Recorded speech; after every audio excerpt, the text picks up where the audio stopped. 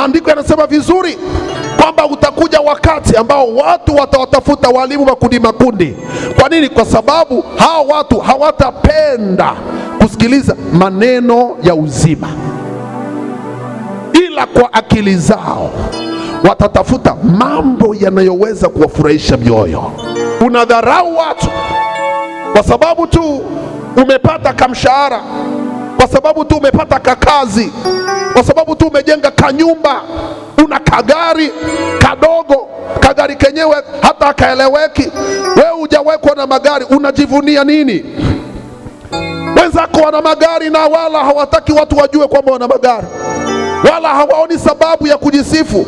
Wenzako wamejenga, wewe unajifanya umejenga. Kuna watu wamejenga, una rumu 2 unasema nimejenga, alafu hutaki kusikiza maonyo.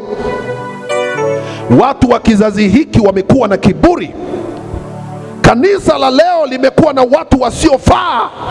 Wengi wao wamekuwa ni watu walioharibika, mioyo yao haiko tayari kusikia maonyo, na wachungaji wamefika mahali wameamua kuwaacha, kwa sababu wamegundua kwamba watu wa sasa hawataki kuelekezwa mambo ya msingi yanayoweza kuwasaidia.